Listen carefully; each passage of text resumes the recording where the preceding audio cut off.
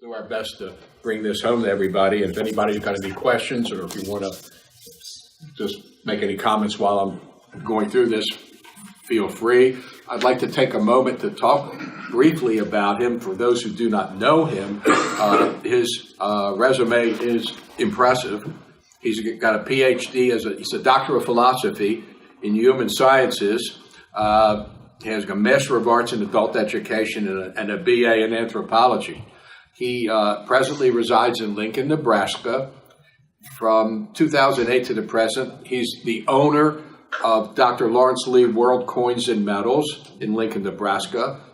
From 2004 to 2008, he owned a company called Numismatic Museum Services in Colorado Springs, Colorado. And from 2001 to 2003, as some people know, he was the museum director of the A&A Money Museum. And moving from that, this was prepared, and it's the Crane collection, which was donated to the Denver Museum of Nature and Science. It's a rather significant and impressive collection of Indian peace medals, and there's some interesting things. And from my perspective, the most interesting are the ones that really, I don't think, are real Indian peace medals, but we'll get to that later in the presentation. The first slide here, I believe that both of these are 7.3 with a hanger and without a hanger. Those are John Adams' numbers from his phenomenal book on the Indian peace medals of George III. Mary and Frances, they called them Frannie, daughter of the governor, while Francis was the son of a banker. They had a modest fortune to spend, and after a medical scare in 1952, Mary and Frances decided to devote the rest of their lives to pursuing their dream of collecting Native American artifacts. From 1952 until 1968, they crisscrossed the country, putting together one of the largest collections of Indian objects in existence. And for those of you who are dog lovers, as you can see at the bottom, they were also responsible for introducing the Great Pyrenees dog breed to America. Next slide. Thank you. Okay. Quickly, and I've got a lot of ground to cover here. This is a book called Collecting Native Americana from 1870 to 1960, and the Cranes are considered to be one of the last great collectors of American Indian artifacts. They are mentioned in this book, and as noted at the top of the slide, they tried to fund their own museum, but attendance was disappointing, and after searching around for an institution, eventually settled on the Denver Museum. Thank you, Scholar. The Crane collection consists of thousands of Native American objects, including ceramics, textiles, basketry, stone objects, and many of these items are still in the original and unrestored condition. They also traveled to Central and South America, as you can see, and collecting Mesoamerican artifacts that are now almost impossible to find. The collection includes arrows and projectile points,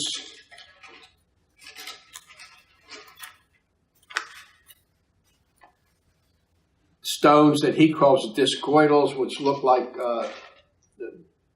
and I think these objects are mentioned in the Gilcrease book, that the Indians had a historic interest in wearing gorget-like discs, items, decorated items, so the peace medals sort of fit right into that, following that tradition.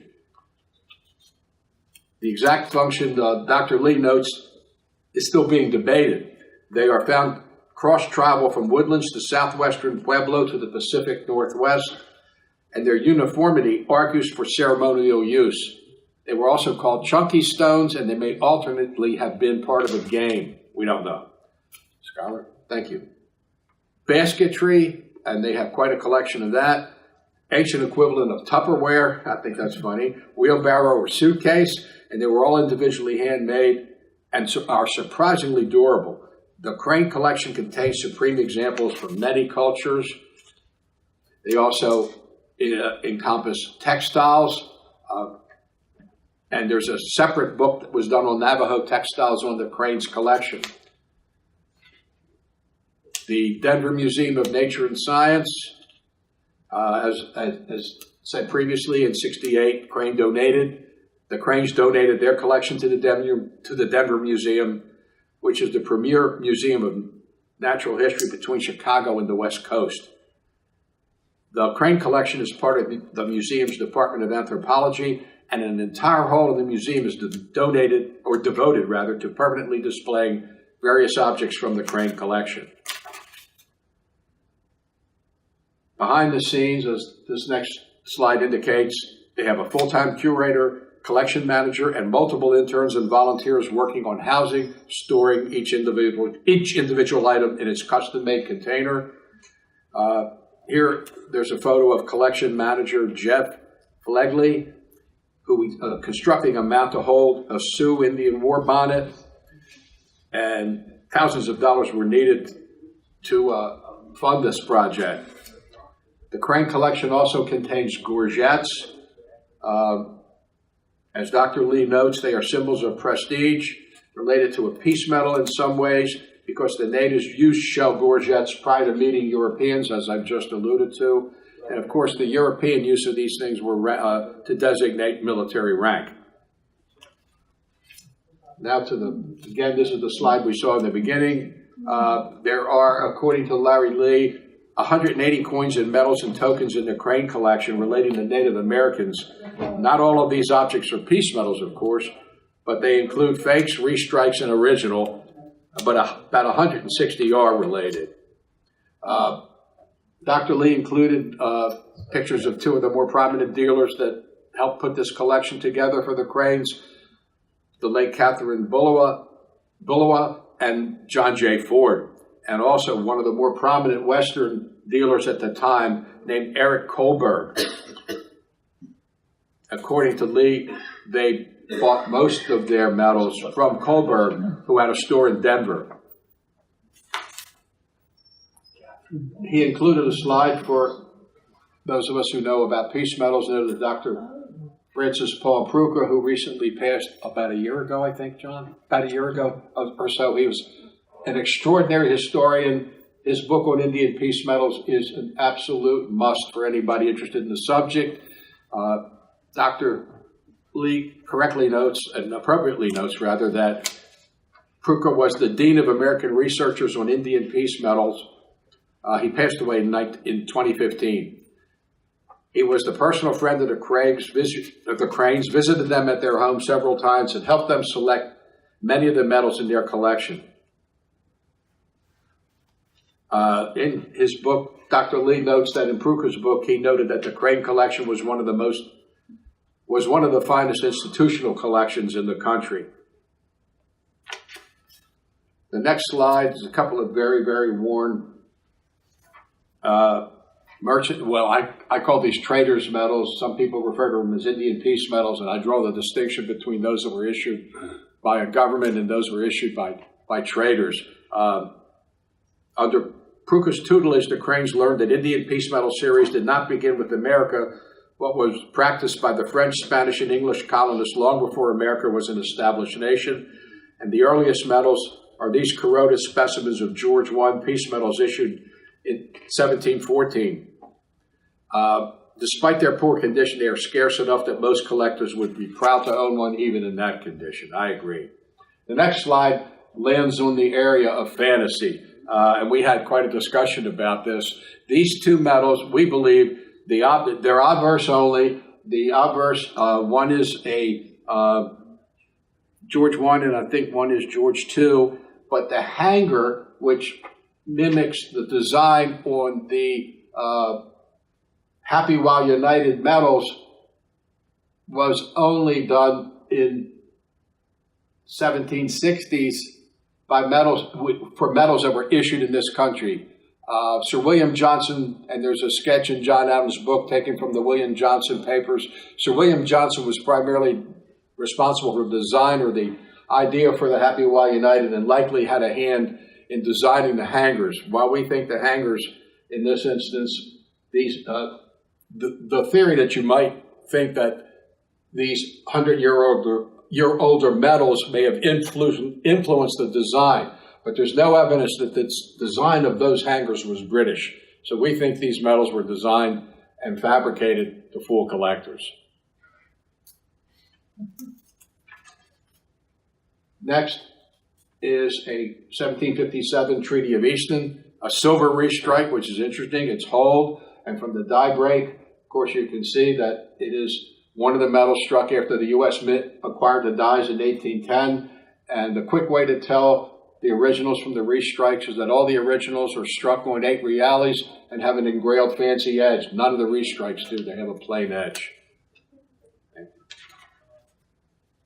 And here's a copper restrike of the same metal, again from the U.S. Mint, from the original dies in the possession of the U.S. Mint, just about at the point where those dies were starting to shatter. Is that, you agree, John?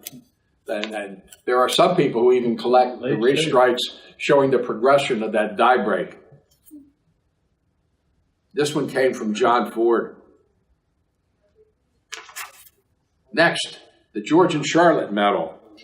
And this is a nice example, and the leather lanyard has a silver decoration I've never seen before, which may very well be contemporary. Dr. Lee notes that this is a nice slate gray example of the rare King George III and Queen Charlotte marriage medal with only 19 specimens listed in the John Adams census. This example still contains the rawhide thong hanger, and the silver twist around the medal was tested and is sterling. Now, I note here that John Adams concluded that this medal was an Indian peace medal, citing an invoice dated August 20 of 1777 from William Knox for various Indian and silver goods, including 70 silver medals, kings and queens. Any questions, any comments? You frowning, sir? Next slide, sir. Thank you. We're ahead of me. I should put my glasses on. George III Younghead. There are multiple examples of George III Younghead piece medals in the Crane collection in various sizes, including this nice slate gray example of the 76 millimeter version, which is the large size. These medals were handed out in large quantities of natives willing to fight for American colonists on behalf of the British. I believe this again is just another slide of the one that was on the first medal. It's an Adams 7.3, I believe. The next medal, minus the hanger also, is from the War of 1812 and is famous also. The 1814 version of the British Indian Peace Medal shows I hesitate to use this word, corpulent King George III with a double chin, and this one has numerous edge dents, but was obviously a prized possession. The next medal is the Prince of Wales medal, so called because the 1840 medal of his mother, which pretty much was not issued. In fact, any of them that don't have the engraving of the plumes of the Prince of Wales are exceedingly rare. I don't think more than 1 or 2 are known. But these were handed out and engraved and handed out. They're not common. But recently, one of the Canadian dealers had some that were absolutely pristine and in leather cases, which raises, of course, the strong inference that they were clearly not awarded medals, but were remainder pieces that were sold to collectors or presented to dignitaries. This is a puzzlement and has been a puzzlement to Canadian collectors for decades. It's the so-called Hendry medal, and what they did was make an electrotype copy with extra rim around it of the 1867 Canadian Confederation medal, which is one of the most beautiful medals in the Canadian series. The medal usually comes with a hanger, those that are thought to be real, and weighs a ton. They were rejected by the Indians. The silver plating wore off quickly. They were heavy. My notes, if I got this right, said that they were over 800 and some grains. 8,826 grains, which comes out to, in the case of one without a hanger, 1.26 pounds. In the case of one with a hanger, 1.34 pounds. And that's huge by Indian piece metal standards. The ones like this that are pristine, and according to this, I believe they may even have the case for this, likely is a remaindered piece or was a piece that was not an awarded medal.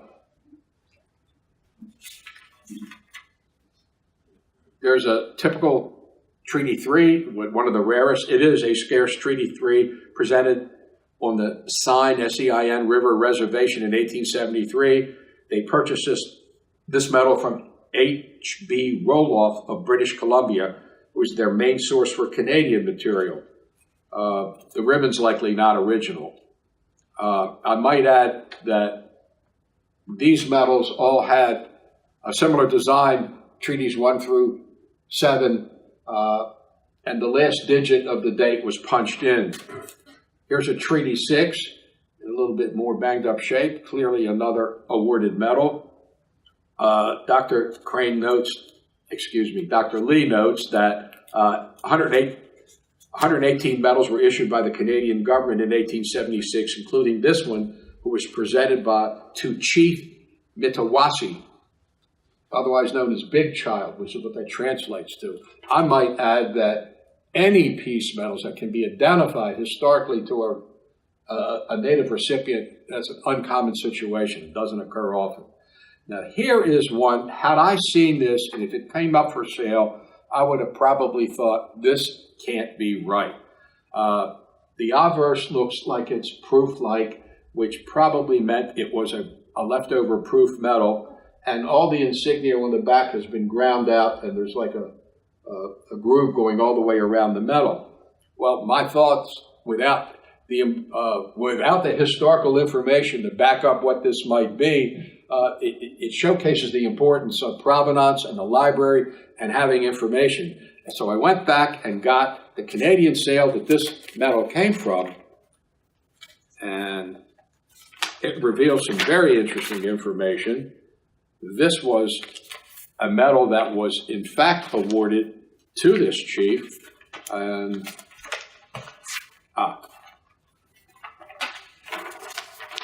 give me one moment here. Here we go. The source of the medal was a famous Canadian sale in 28 October 1969 by Sotheby of Canada, and the lot, which was lot 156, was described as the effects of a Sioux chief. Victoria Silver Indian Peace Medal, similar to Unnumbered Treaty medals. And the cataloger went on to say, presented to Chief, I'll get this wrong, Tum Khan Sikiyanam, 1895, about extremely fine and an original case. It was accompanied by a Union Jack that is still in the museum, complete with toggles, etc. The flag was a presentation piece to the chief at the same time as the medal in Regina, Saskatchewan, then Northwest Territory. Chiefs were also presented with a red-coated uniform, and in this case, the museum, the Crane collection didn't get the uniform. The chief was buried with the uniform. And it is engraved on the edge, and there's documentation that accompanied it. So it just goes to show how important provenance and information, when you can find it, is to these medals. Okay, this is the so-called Silver Calgary medal. As Dr. Crane notes, the ribbon is not original. These come in silver, they come in bronze. Both medals were awarded.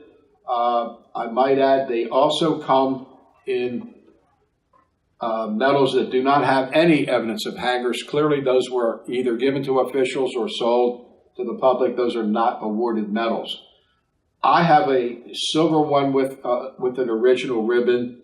I have a bronze one where the ribbon was replaced with buckskin. It came from the Christenko collection, and the buckskin is in the shape of the original ribbon, and the colors of the ribbon are replicated in Indian beadwork. Next. Here again is a bronze example, minus the pinback hanger of the Indian in the canoe, but has an original hanger and clearly was, in my judgment, an awarded medal. Moving to American Indian Peace medals, U.S. American. Numismatists are aware that the series was supposed to consist of an obverse image of the sitting president and a reverse image that attempts to show the virtues of the American system of government. Well, that's Dr. Lee's opinion. Some would disagree with that. I'll let that rest. There are enough exceptions to this pattern that, coupled with the Mint's decision to restrike from original dies makes the entire series rather complicated. Next to the metal that is clearly potentially the most valuable and important metal, it's one of the three known 1789 Washington ovals. There is one in the A&S and one in Winterthur. As Dr. Crane notes, these medals are cruder in design and craftsmanship than later Washington oval medals. And he also notes the Winterthur specimen has several different design elements. Next. Betts said that the personage Washington is meeting with was the Greek goddess Pallas. Belden and Prucha said it was the Roman goddess Minerva. Rush Rulau suggested John the Baptist. Dr. Lee suggests it is Athena, one of the oldest images on coins. Next. Oh, you got it, never mind. The reverse of the George Washington 1789 peace medal is one of the earliest depictions of the American heraldic eagle. Nothing is known of the engravers of this medal. Later issues were crafted by Philadelphia artisans, including Joseph Richardson, and the precision of the lettering suggests a competent silversmith. The poor quality of the eagle seems to indicate one can be a craftsman without being an artist.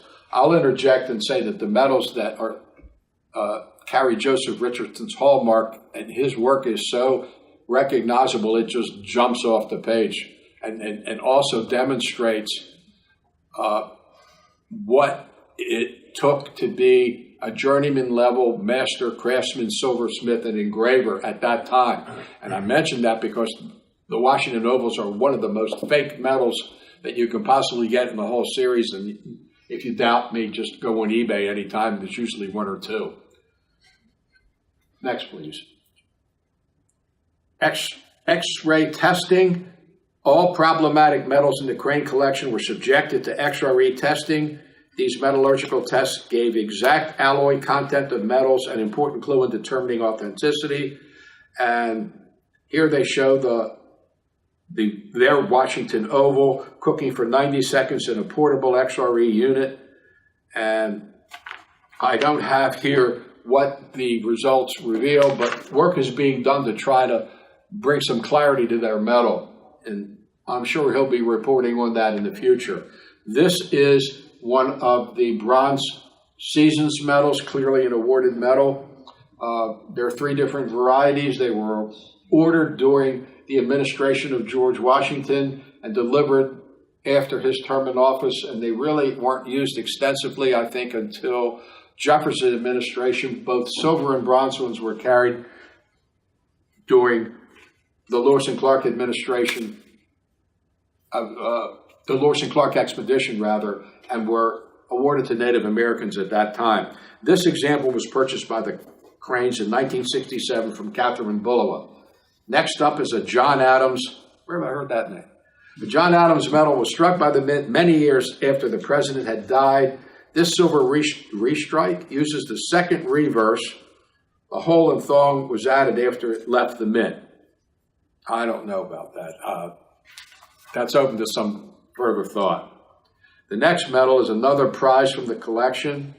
It's a large-sized Jefferson, an original with the shells. And Skylar, correct me if I'm not wrong, and John, I believe there are two varieties with the hanger off to one side. The earlier one is the hanger in the middle, or vice versa. I'm not sure which.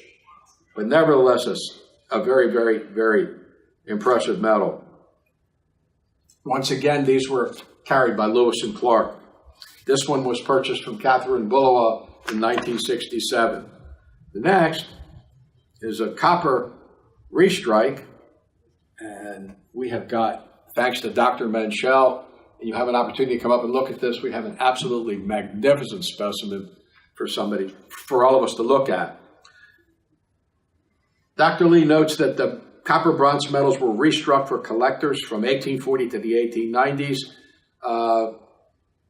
This one has a hole drilled in it and hanger. Despite what some may think, and eBay ads frequently tout, those bronze medals in large part are not Indian peace medals, are not awarded medals. But I would have to put a qualifier in there, and that is this, where museums are concerned. There is evidence that some of these medals may have been given by traders or purchased by Indians or given to the tribe, and these medals may very well have passed down through the tribe. And there are some who believe that because of that, they are Indian peace medals. I would take exception to that, but you have to tread carefully because you don't want to offend anyone. The next slide shows a Madison medal. The Cranes bought both a large 76 and a smaller medium-sized 63. This is the large version, and it's thought, according to Dr. Lee, that about 15 are known. The next is a Monroe medal. Only 32 of the large-size Monroe medals were struck. This is one of them.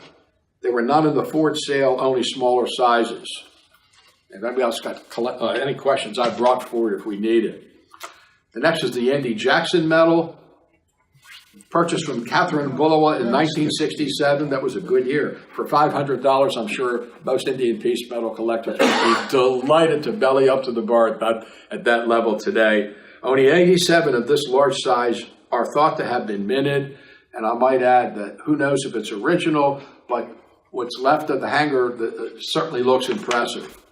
The next slide is a Martin Van Buren medal.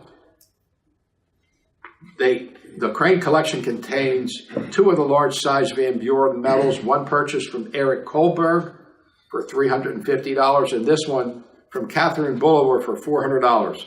Only 106 were struck, meaning one of these duplicates may be available for trade. That remains to be seen, but we'll see. Next is a Tyler medal. While 60 Tyler medals were struck, an unknown number were later melted, making this one of the rarer medals in the presidential series. There was not one in the Ford sale, for instance. The Cranes bought this in 1960 for $300 from Eric Kohlberg. I love those prices. The next medal is a Zachary Taylor. 149 large Taylor medals were struck, but 112 were later melted. The Cranes were more interested in the original silver medals, but did collect the mint restrikes on occasion.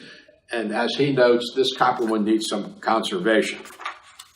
The next is a nice Fillmore medal. With the Fillmore presidency, the reverse of the medal was changed to a more complex scene of an Indian agent instructing a chief in the wonders of agriculture. Athena's plow makes the transition to the new motive.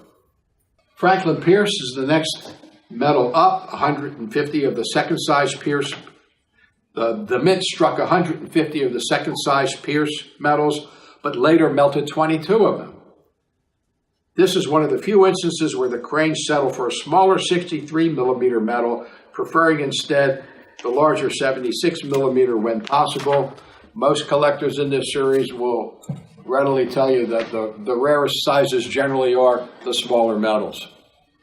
The next up is President James Buchanan, and Dr. Lee notes that Francis Crane may have had a fondness for President Buchanan, as its collection included this genuine large-size silver medal, as well as two counterfeit examples.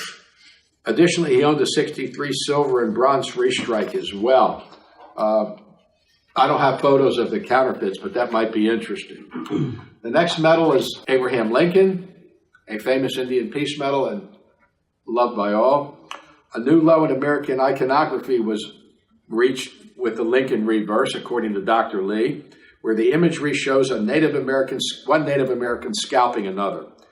The design was included on a few of the Buchanan medals, but its association with Lincoln is particularly disturbing, according to Dr. Lee. Equally incongruous is the image of an Indian in a war bonnet plowing a field. This beat-up medal was owned by a Cree warrior in Canada named King Vanaways. Once again, I would interject that any of these medals that can be identified to an original recipient are rare. The next medal is Andrew Johnson. And Dr. Lee notes here that perhaps realizing the inappropriateness of the Lincoln reverse image, beginning with Johnson, a new classical reverse was made, showing Columbus shaking hands with an Indian before a monument to Washington. A total of 90 large-sized medals were struck. Next is President Grant. The most common medal in the series is that of Grant. It is unique. Its unique design is only used for the Grant Medal, and in fact, his inaugural medal with a peace pipe added on the obverse to distinguish it as a peace medal. It is the only Indian peace medal with the Bible in its crowded imagery. Moving on, the next is one of the ovals. By 1877, the reverse imagery of the peace medal series seemed to change as quickly as the government's attitude towards the increasingly bellicose natives. The shape also changes to an oval, an alteration that did not prove overly popular with the Indians, according to Dr. Lee. Chester Arthur is the next medal in their collection. Only 5 silver Arthur medals were struck. This one was tested by XRE method, but is still being authenticated. It was purchased in 1961 from Eric Kohlberg for $350. Here's a bronze Benjamin Harrison. The last Indian peace medal struck was that for Benjamin Harrison in 1890. Very few were minted in silver, although collectors could purchase the copper version shown here. The design on the reverse still features the wonders of agriculture with Athena's plow. The collection also includes, besides Indian peace medals, they collected interesting medals that included Native Americans, fur trade, trapper medals, Betts medals, and other items relating to their interest. And we have a few slides here.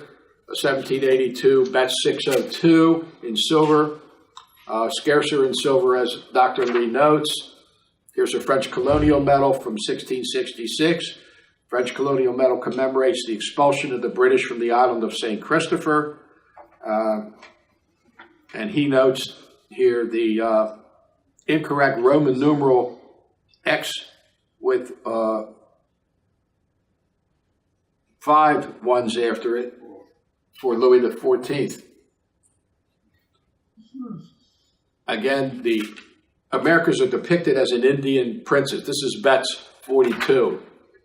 Here's an Eccleston medal that also obviously is in need of some cleaning and curating. And Dr. Lee notes that this is one of the more poignant, and he puts in quote, peace medals, because it's not an Indian peace medal, but the subject involves the topic. They were produced by an eccentric British Quaker named Daniel Eccleston.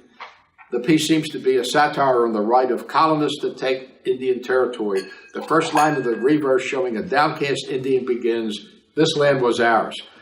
This, as Dr. Lee notes, the medal is scheduled for museum controversy.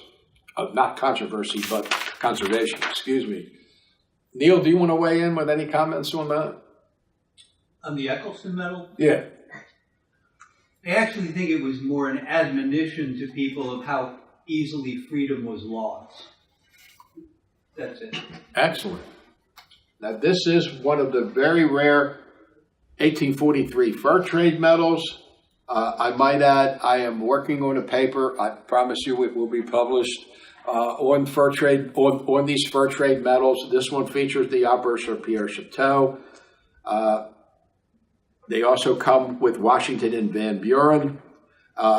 This pewter example was found in a grave in Montana and was lovingly notched on the edges by its owner. All of these medals, regardless of the condition, are extremely rare. Any comments or questions on fur trade medals? And if anybody has any or any information, I'd be delighted to hear about it. Here is a medal that is reasonably common. Ford had, I think, at least 3 or 4 of these. Not much is known about the origin. I think it comes in silver or pewter. Silver is somewhat rare. It comes with reeded or plain edge and can be die struck or cast, making many variations. It is called the Nebraska medal because it was made as late as 1905 by a Native American in Pender, Nebraska. And I have heard different variations of that story, that it was made by a trader. And I have seen at least 2 different photographs, contemporary photographs of Native Americans in full regalia wearing one of these medals. Here is, as Yulbrenner so aptly stated, a puzzlement. The Cranes collected metallic artwork featuring Native Americans. This is a seated Liberty $50 that has been recarved into a scene showing two reclining Indians watching a ship sail away from them towards the sunset. Perhaps they were, as Dr. Lee notes, hoping that it doesn't return. The reverse is an indecipherable monogram. I haven't a clue as to what this is. Anybody has any thoughts? Please forward them to me, forward them to Dr. Lee. I'd love to know about it. This one is my favorite medal in the collection. And Dr. Lee and I had quite a bit of conversation back and forth. The engraving is pretty nice. It is brass. And he called it a trapper's medal and thought it might be contemporary. It's unique. There's only this one known. It's problematic, as he and I discussed. It was purchased from Eric Kohlberg, and he believed that the mountains are to the west and the Indians are hunting ducks. I have some problems with this medal for a number of reasons. Number one, it's not silver. The Indians weren't stupid. At this point in time, a brass medal wouldn't have worked. Second of all, if it's a trader, no trader is going to go through that much trouble to have something like this engraved. And the engravings on obverse and reverse bothered me for two reasons. I also believe there's, from the photos that I saw, which you can't see here, there's almost no evidence of wear inside the hanger. Two things bother me. On the obverse, you have a design that's clearly influenced by the Washington ovals. But you have a colonist dressed in Puritan-era clothing, and the weapon he's carrying is a matchlock. Now, the Washington ovals are, 1790s, which is the design that influenced this. The weapon that colonial person is holding is from another era in time. Now, they were just about phased out by the early 1700s. They really date from about 100 years before that. The back of the scene is also interesting. Although nice, it depicts, if you look closely, and I don't know if you can see that from this, it shows three Indians in a canoe, and one of them was firing what would likely be a smoothbore flintlock, probably a trade musket, but he's shooting up in the air while there are ducks sitting on the water. And I guarantee you, at that time, this was not sports shooting. If you're hunting ducks to put food on the table, you're going to shoot them on the water. This might have been insulting imagery to a Native American. So I think this piece was well executed, but I think it's phony. And I think it was made to be sold. It is not an Indian peace medal or even a trapper's medal. But I hasten to add, that's my opinion. Would you think it's contemporary to the time? Who knows? I mean, we don't Absolutely no way to know. know. Okay. Now, the last slide is, in my judgment, the neatest Indian peace medal we've looked at thus far. This is Dr. Larry's. He's recently married. This is his Indian peace medal wedding cake. Thereby proving that you can have your Indian peace medals and eat them too. I'm sorry. That's pretty much all I have to say. There is some information here if anybody wants to write it down, or if you can contact me, I'll be delighted to forward his contact information, including his telephone number and email. Either he or I would be delighted to hear any comments. If anybody's got any questions, I throw it open. But I also want to point out, you can come up and take a look at a splendid display of medals. Thank you again, Dr. David Menschel, for bringing real Indian peace medals for us to look. Skylar, would you like to?